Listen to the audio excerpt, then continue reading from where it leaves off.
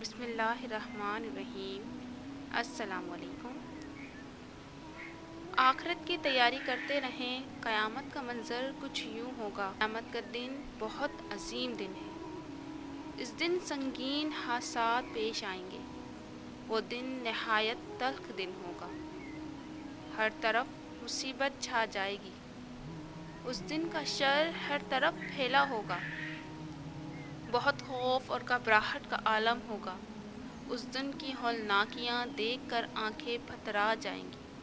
اس دن کی شدت سے دل اور نگاہیں الٹ جائیں گے، کلیجے منہ کو آ جائیں گے۔ وہ تیوریاں چڑھانے والا دن ہوگا۔ وہ دن بچوں کو بوڑھا کرے گا۔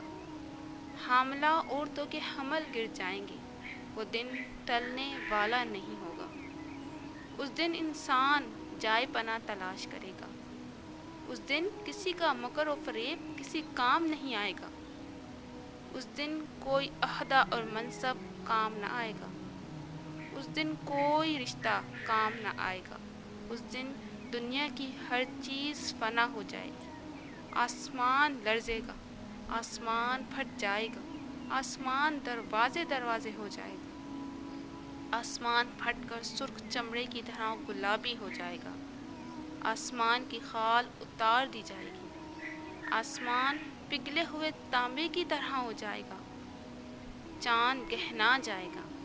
سورج لپیٹ دیا جائے گا۔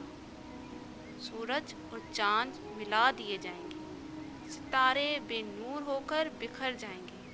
زمین زور سے ہلائی جائے گی۔ زمین اور پہاڑ لرزنے لگیں گے۔ زمین اور پہاڑوں کو ایک ہی چوٹ سے ریزہ ریزہ کر دیا جائے گا۔ زمین اپنے اندر کا سب کچھ باہر نکال پھینکے گی۔ زمین کسی اور زمین سے تبدیل کر دی جائے گی۔ زمین پھیلا کر برابر کر دی جائے گی۔ پہاڑ دھنکی ہوئی رنگین اون کی طرح ہو جائیں گے۔ پہاڑ غبار بنا دیے جائیں گے۔ سمندر بھڑک اٹھیں گے۔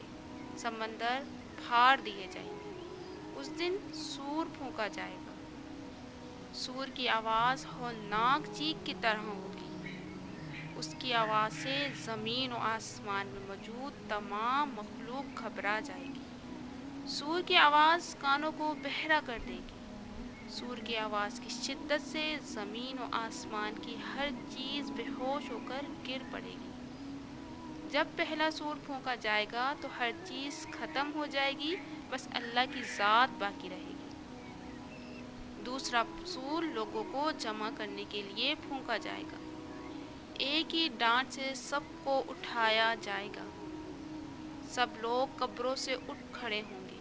اس دن اولین اور آخرین کو اکٹھا کیا جائے گا۔ کوئی ایک باقی نہیں چھوڑا جائے گا۔ جانوروں کو بھی اکٹھا کیا جائے گا۔ لوگ فوج در فوج جمع ہوں گے۔ لوگوں پر شدید گھبراہٹ طاری ہوگی۔ مجرموں کو آنکھیں دہشت سے نیلی ہو رہی ہوں گی۔ دعا ہے رب کائنات ہمیں دنیا کی رسوائی اور آخرت کے عذاب سے محفوظ و مامون رکھے اور ہمیں اپنی پناہ عطا فرمائے۔ آمین یا رب العالمین۔